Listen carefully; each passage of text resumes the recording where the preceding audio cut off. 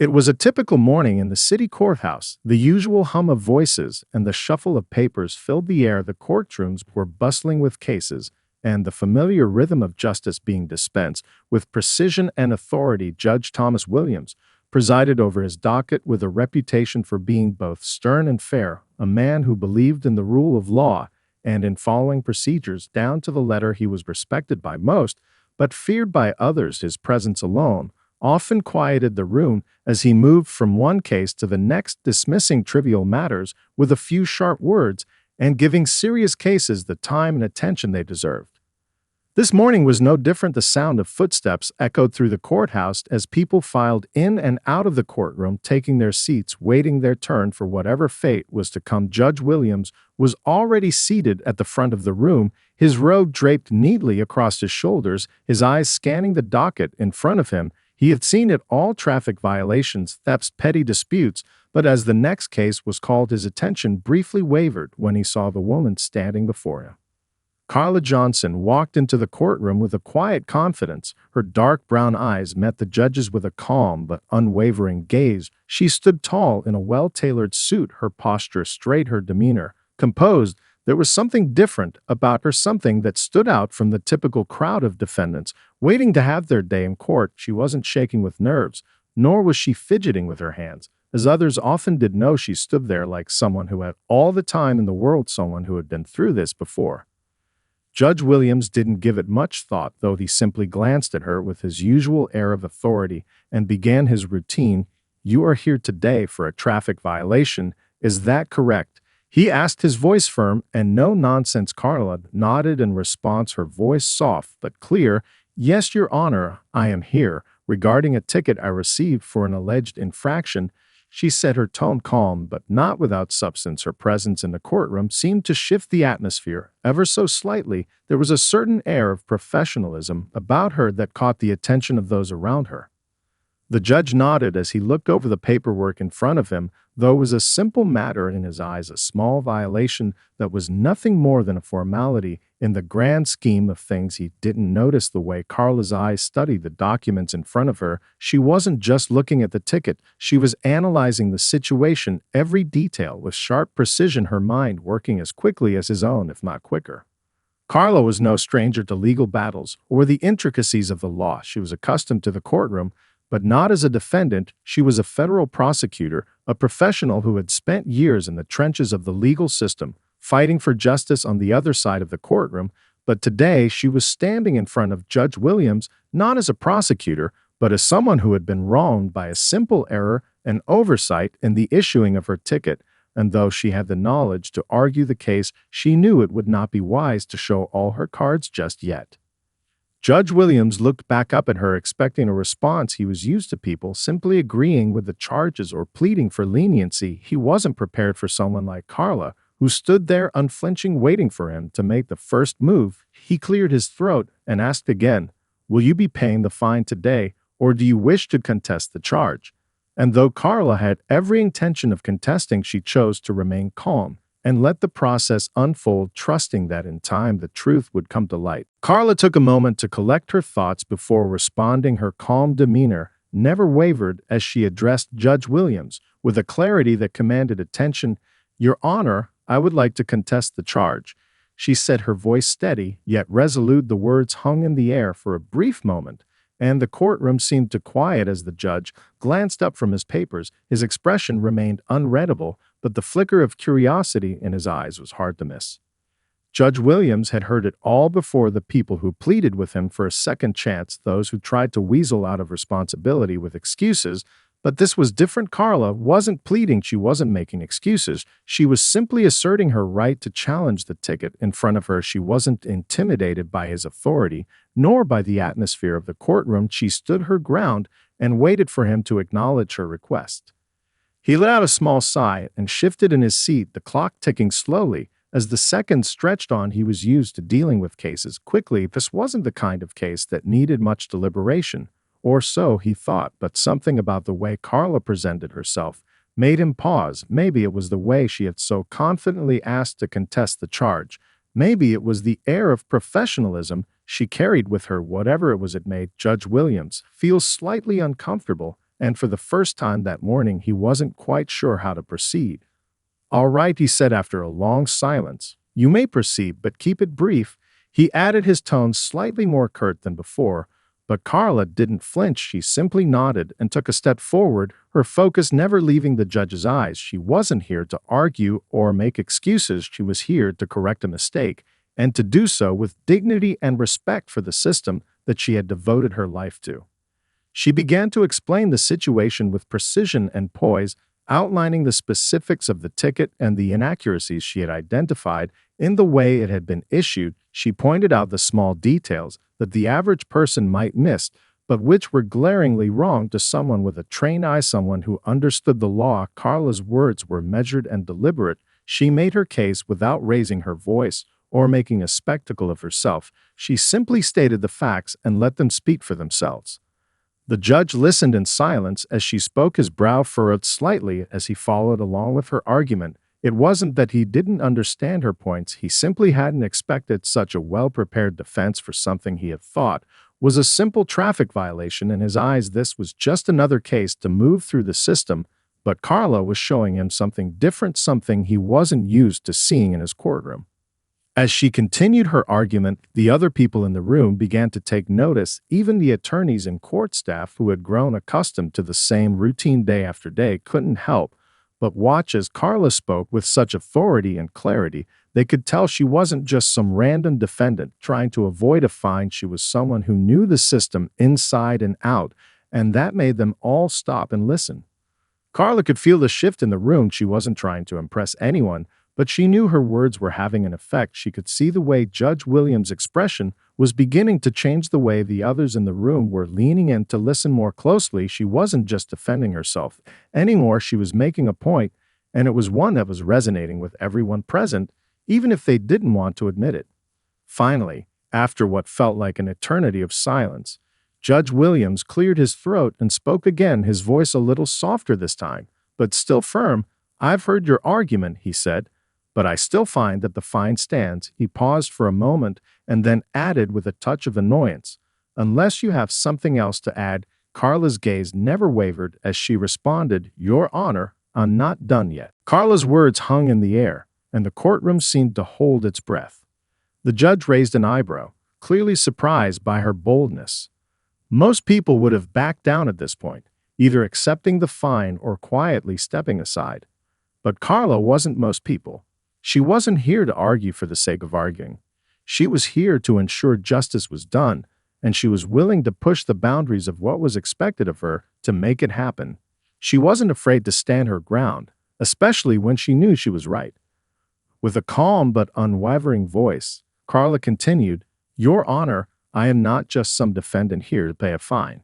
I am a federal prosecutor, and I know the law better than most people in this room."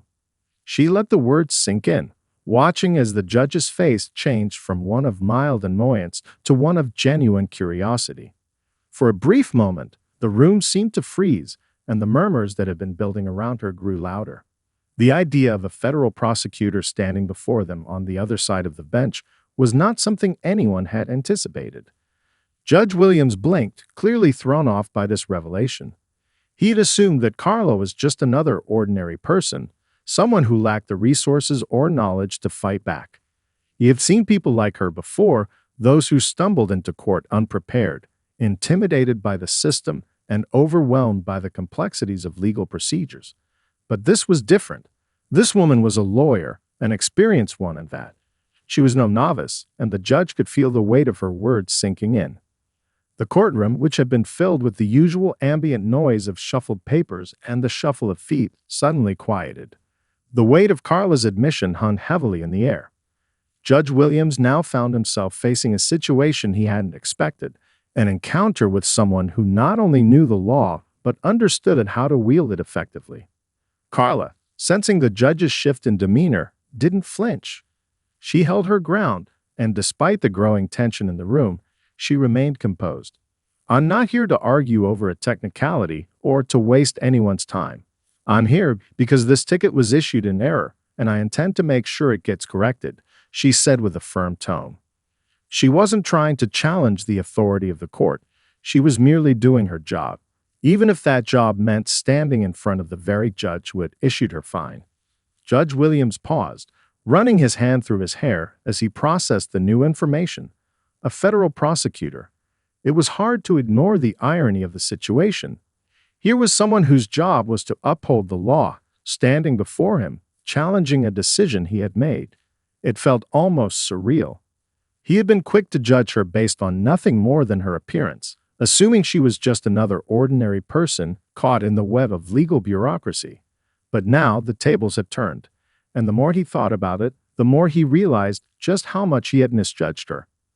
There was a flicker of something in the judge's eyes, a mix of realization and perhaps even a tinge of embarrassment. He wasn't accustomed to being wrong, especially not in front of others. But the facts were clear. Carla wasn't just defending herself. She was challenging his very authority, and she was doing it with a knowledge and grace he hadn't expected. The room remained silent as the judge stared at Carla, weighing his options. The power dynamics had shifted, and for a moment, Judge Williams didn't know what to do next. It was rare for anyone to challenge him in such a way. But as he looked at Carla, he knew one thing for sure. This wasn't a situation that could be resolved with a simple ruling or a dismissive word. It required more. And perhaps, just perhaps, it would require him to admit that he had made a mistake. "Ms. Johnson," the judge finally said, his voice low but steady, "I must admit, I did not expect this today." He paused, meeting her gaze. "I was wrong to assume you were just another defendant. Your expertise is clear, and I respect that." The courtroom held its breath again, waiting to see what would happen next. Judge Williams leaned back in his chair, his fingers lightly tapping on the desk in front of him. The room was silent, save for the faint shuffle of papers in the back, but the tension in the air was palpable. For the first time in years, the judge found himself at a crossroads. Carla's calm assurance had caught him off guard, and his initial reaction had been to maintain control, to dismiss her as just another person who didn't understand the intricacies of the law. But now, looking at her, standing with unwavering confidence in front of him, he couldn't ignore the fact that he had made a mistake. "Ms. Johnson," he said again, his voice quieter this time, almost hesitant, "I must apologize. I made an assumption about you, one that I shouldn't have made, and for that I am sorry." His words were slow but sincere, and they seemed to hang in the air for a moment, the weight of the apology settling over the courtroom. Carla, ever composed, nodded in acknowledgement but didn't speak. She wasn't interested in an apology. She had no need for one, but it was clear that the judge's change in attitude was genuine. The people in the courtroom, some of them regulars, others just passing through, exchanged glances. They had witnessed many cases where people were dismissed or ignored, their voices unheard. But this was different. There was something compelling about the way Carla had conducted herself. Her quiet strength, her ability to stand firm without aggression, had earned her not just respect, but the attention of everyone present. Judge Williams cleared his throat and turned his gaze back to Carla. "I understand now that this situation is not as straightforward as I initially believed," he said, looking over the documents in front of him again. "I was quick to dismiss your argument, and I regret that. I'm going to take some time to review the details of this case thoroughly." Carla nodded again, her expression still calm, but there was a glint in her eye, a sense of determination that hadn't wavered since she first stepped into the courtroom. She knew she had made her point. Her job wasn't to force the judge to admit he was wrong, but to simply make sure the right thing was done. She didn't need a public display of remorse. She needed fairness, and that's what she was here to ensure. The judge looked around the room, sensing the shift in the atmosphere. The tension had dissolved, replaced by a quiet respect. He realized now that the issue at hand wasn't just about a simple traffic ticket. It was about the assumptions people made, the judgments they passed based on appearances. He had assumed that Carla, simply by the nature of her being a defendant, couldn't possibly understand the law in the way he did. And that, he now knew, was the real mistake. Judge Williams sat up straighter, making a decision. "I will dismiss the fine," he said firmly, looking at Carla. "After reviewing the evidence and hearing your argument, I see no reason for it to stand. You've made your case clearly, and it is only fair that this charge be dropped." A murmur of surprise rippled through the courtroom. It was rare for a judge to change his mind so quickly, especially in a public setting like this. But as people looked at Carla, her calm demeanor, her clear knowledge, they couldn't help but feel a sense of justice being served. Carla allowed herself a small, almost imperceptible smile. She had come to this courtroom not to fight with the judge, but to ensure fairness. And in that moment, it seemed like she had won more than just the dismissal of a fine. She had shown everyone in the room that knowledge, professionalism, and confidence could change the course of a situation, even when it seemed impossible. Judge Williams tapped his gavel softly, signaling the end of the case. "This court is adjourned," he said, his voice steady. Carla nodded, turned, and walked out of the courtroom with the same quiet dignity she had entered with. The people in the room watched her leave, some with admiration, others with a new understanding of what it meant to truly fight for what was right. As Carla walked down the hall, she felt the weight of the moment settle within her. It wasn't just about the fine. It was about challenging assumptions, breaking down barriers, and showing that everyone deserved to be treated with fairness, no matter their appearance or position. Today, she had done just that. As Carla made her way out of the courtroom, the echoes of the judge's ruling still reverberated in her mind. She wasn't just walking out as a woman who had successfully contested a fine. She was leaving with a deeper sense of purpose. The moment in the courtroom had been more than a simple legal victory. It was a reminder of the power of standing up for what was right, of challenging the assumptions that people made based on appearances, and of using knowledge and professionalism as tools to break down barriers.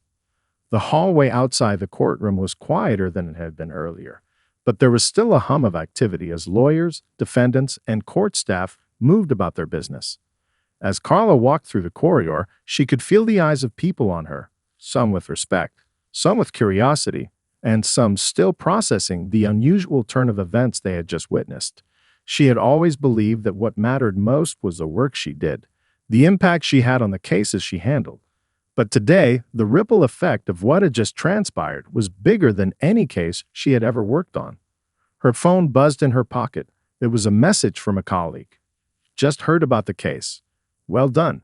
That judge didn't know what hit him, huh?" Carla smiled to herself as she read the text, but it wasn't just the win that gave her satisfaction. It was the thought that perhaps, just perhaps, something in the system had shifted today. Maybe the next time someone like her walked into a courtroom, the judge wouldn't make the same assumptions. Maybe there would be more fairness, less bias, and a little more thought given before rushing to conclusions. As she walked out of the courthouse, Carla stepped into the bright afternoon sun. The fresh air hit her face, and for the first time all day, she felt a sense of peace. She had always believed that justice wasn't just about winning. It was about doing what was right, no matter how difficult or uncomfortable it might be. Today, she had done that. But as she continued to walk down the street, she couldn't help but think about Judge Williams. She had been able to stay composed, to present her case clearly and without aggression, and it had worked. But not everyone had that kind of training or self-control. How many others had walked into that same courtroom, been dismissed, and never had the opportunity to speak their truth? How many have been underestimated because of their appearance, their background, or their lack of knowledge about the legal system? Carla thought about how important it was to be seen as a person first and not defined by stereotypes. In her line of work, she had seen firsthand how biases could affect the outcome of cases. But even beyond the courtroom, in everyday life, assumptions could shape people's futures in ways that were unfair and harmful. She knew that one victory in one courtroom wouldn't solve everything, but it was a small step toward changing the way people view one another. Later that day, Carla received another message, this one from a friend she hadn't seen in years. "Heard about what happened today. Proud of you. You didn't just fight for yourself. You fought for everyone who has been overlooked or dismissed." Carla smiled at the message, feeling the weight of her actions settle in. Maybe, just maybe, today had been about more than correcting a simple mistake. It had been about something much bigger, challenging the system, shifting perspectives, and showing that knowledge and dignity could break through even the toughest of biases. She didn't know what would come next, but she felt more certain than ever that she was on the right path. The journey wasn't over, This was just one chapter in a much larger story. The next few days passed in a blur for Carla. While her colleagues congratulated her for the courtroom victory, she couldn't shake the feeling that the case had brought up deeper issues. She knew that the dismissal of the fine had been important, but it had also sparked something inside her. A realization of how many individuals, particularly those who were marginalized or less familiar with the system, were vulnerable to biases and misunderstandings in the courtroom. Her phone continued to buzz with messages from friends and fellow legal professionals, but Carla found herself reflecting more on the bigger picture than on the small victory she had secured. She had always been driven by a sense of justice, but the case had reminded her of how many people lived under assumptions and how often those assumptions led to outcomes that were far from fair. She had seen this firsthand as a federal prosecutor.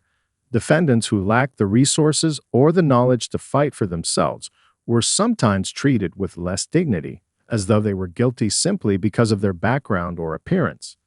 And Judge Williams, while well-intentioned, had been no exception to that pattern. In his case, the assumptions had been based on her appearance alone. He had not known she was a federal prosecutor until she revealed it, and that moment of realization had shaken him. It had reminded Carla that while systems like the law were supposed to be blind to bias, they often weren't. The courtroom should have been a place where every person was treated equally, regardless of their background or status, but that wasn't always the case. She had done her part to correct the injustice she had encountered, but how many others were still out there, lost in the cracks of a system that wasn't as impartial as it was meant to be? As Carla pondered these thoughts, her work as a federal prosecutor continued. She moved from case to case, each one demanding the same sharp attention to detail, the same commitment to fairness that had always driven her. But the echo of her recent experience lingered. She couldn't forget the faces of the people she had seen in the courtroom, the ones who hadn't had the chance to stand up for themselves the way she had. Then, just as she was beginning to settle back into the rhythm of her daily life, she received a letter. The envelope was plain, but the letter inside was anything but. It was from Judge Williams. "Dear Ms. Johnson," it began, "I wanted to take a moment to personally thank you for your patience and professionalism in the courtroom last week. I've spent some time reflecting on the case and the way I handled the proceedings. Your arguments were clear, and your presence was commanding. I was wrong in my assumptions, and I sincerely regret my initial dismissal of your position. I've taken steps to review my approach to similar cases in the future, and I hope that you will continue to be a voice for fairness and justice, both in and outside the courtroom." Carla stared at the letter for a moment, unsure of what to make of it. She had expected the judge's apology to be fleeting, perhaps a passing acknowledgement in a hallway or a quick comment after the case. But this letter, this formal recognition, was something else entirely. It wasn't just about her case anymore. It was about change, and she couldn't help but feel a sense of accomplishment. Judge Williams had admitted his mistake, but more importantly, he had committed to reevaluating how he approached cases from now on. As Carla folded the letter and set it down on her desk, a thought crossed her mind. Maybe this wasn't just about her and the fine. Maybe it wasn't even about Judge Williams. Maybe this moment, this shift in perspective, was a small piece of a larger movement. A movement toward fairness, toward holding the system accountable, and toward giving everyone, regardless of who they were or where they came from, a fair shot at justice. With that thought in mind, Carla felt a renewed sense of purpose. She wasn't done yet. This was just the beginning. The courtroom might be where she fought her battles, but the work, true, lasting change, would require more than just winning individual cases. It would take constant effort, persistence, and a commitment to standing up for those who couldn't stand for themselves. And in that moment, Carla knew that she was ready for whatever came next. The days after receiving Judge Williams' letter were filled with a quiet sense of accomplishment for Carla. She had always known that change in the legal system didn't come easily, but now she could see a tangible shift starting to unfold, even if it was small. The letter was more than just an apology. It was a commitment to something deeper, to fairness in a way that Carla knew was often overlooked in the rush of daily legal proceedings. It confirmed what she had long believed. The law, as imperfect as it was, could evolve if people chose to confront the biases and assumptions that often clouded it. Yet the weight of her thoughts didn't fully lift. Carla continued to feel unsettled by the realization that she was one of the few lucky ones who had the knowledge, resources, and experience to fight back against injustices. What about the others? The people who didn't have the luxury of being a federal prosecutor, the ones who weren't prepared to challenge authority when it was wrong, the ones who didn't know the law well enough to understand when they were being treated unfairly. This question gnawed at her, driving Carla to make a decision. She couldn't just sit back and rest on the success of one case. She needed to do more to ensure that the system didn't leave people behind because of misunderstandings or misjudgments. She thought back to the faces in the courtroom, the ones who looked anxious and defeated, whose cases were dismissed without a second thought. They didn't have the privilege to correct the mistakes made against them, and the reality of that injustice was beginning to weigh heavily on her. With that in mind, Carla made a choice. She reached out to a nonprofit organization that specialized in providing legal support for people who couldn't afford representation. She offered to volunteer her time, using her experience to help those who needed it the most. For Carla, this was a natural extension of her work as a prosecutor, but this time, it wasn't about prosecuting criminals. It was about fighting for fairness in a system that didn't always provide equal opportunities to those who needed it most. When Carla showed up at the organization's office for her first day, the volunteers and staff greeted her warmly. She was there to offer her expertise, her knowledge of the law, and her ability to stand firm in the face of an unjust system. But as she listened to the stories of the people who came to the nonprofit seeking help, Carla realized just how much more there was to be done. There was Sarah, a single mother fighting for custody of her children after her ex-husband made false claims about her. There was Michael, an immigrant facing deportation because of a clerical error in his paperwork. There was James, a young man with a criminal record who had turned his life around, but couldn't find a job due to the lingering stigma of his past. All of them had been lost in the system, their voices unheard, their cases mishandled because they lacked the resources to fight back. Each case reminded Carla of how easy it was for people to slip through the cracks. They weren't bad people. They were simply caught in a system that had been designed to protect the powerful, not the vulnerable. But Carla also realized that in each of these cases, she could make a difference. It might not always be easy, and the battles wouldn't be quick, but she knew she could help make the system work for those who had been neglected and dismissed. Weeks passed, and as Carla became more immersed in her volunteer work, she felt an overwhelming sense of purpose. She had once believed that her role as a prosecutor was the ultimate way to serve justice, but now she understood that real justice didn't always come in the form of courtroom victories. Sometimes it came from standing beside those who had no voice, helping them navigate a system that had no place for them. Carla had begun to see how real change could take shape, not just in individual cases, but through the slow, steady work of improving the system as a whole. It wasn't about defeating a single opponent. It was about making sure everyone had a fair chance. And in that quiet, fulfilling work, Carla had found her calling, and she knew she would continue to fight for every case, every person, and every voice that had ever been ignored. As she sat at her desk one evening, reviewing another case, Carla couldn't help but smile. She had made the right choice, and with every step forward, she knew she was building something far more important than just a legal career. She was helping to build a future where fairness, equality, and justice weren't just ideals. They were realities for everyone. Months passed, and Carla's work with the nonprofit had become an integral part of her life. She found herself more fulfilled than ever, knowing that she was helping people who had long been overlooked by the system. The cases she worked on were often long and complicated, but each one felt like a step toward a more just society. She had become a beacon of hope for many, providing not only legal expertise, but also the kind of understanding and compassion that was often missing in the world of law. As the days passed, Carla's reputation began to grow beyond the courtroom. The people she worked with were grateful not only for her legal skills, but for her ability to listen, to see them as people rather than problems. She understood their struggles on a level that went beyond the textbook definitions of law. It was clear to her that the work she was doing wasn't just about winning cases, it was about restoring dignity to people who had been denied it for far too long.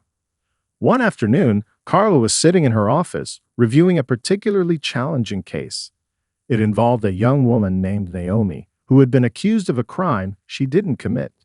The evidence was slim, but the charges were serious.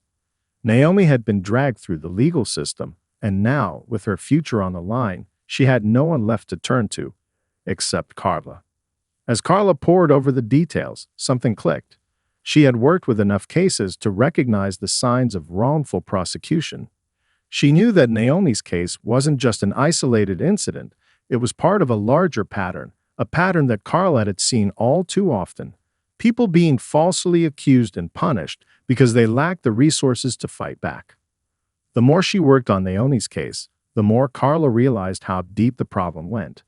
It wasn't just about one mistake, it was about a system that allowed people like Naomi to fall through the cracks. And much like the case with Judge Williams, Carla knew that she had to push back. She wasn't going to let this young woman become another statistic, another victim of an unjust system.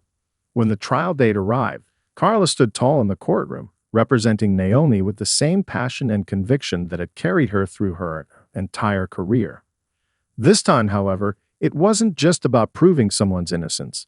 It was about shining a light on the failures of the system that had allowed this to happen in the first place. As Carla presented her arguments, she spoke not only of Naomi's innocence, but also of the larger issues at play, the biases, the shortcuts, and the injustices that too often defined how cases were handled. The judge, who had initially shown signs of skepticism, found himself listening intently. Carla's words were powerful, not just because they were rooted in fact, but because they spoke to a deeper truth that everyone in the courtroom could feel. There was a moment during her closing arguments when it seemed as though the entire room had paused, suspended in a moment of collective reflection. It was clear that Carla wasn't just defending Naomi. She was defending the very principles that made the justice system something worth believing in. Weeks later, when the verdict was read and Naomi was acquitted of all charges, Carla couldn't help but feel a profound sense of pride. It wasn't just the win that mattered. It was the acknowledgement that justice had, for once, been done. In that moment, Carla knew that every late night, every challenging case, and every battle she fought had led her to this point. As she left the courthouse, surrounded by grateful clients and colleagues, Carla felt a quiet satisfaction that ran deeper than any career milestone she had ever achieved. She had become not just a prosecutor, but a guardian of fairness, a champion of those who had no voice. And as she walked out into the bright afternoon sun, she knew this was only the beginning. The fight for justice was far from over, but with each victory, no matter how small, she was changing the system, one case at a time.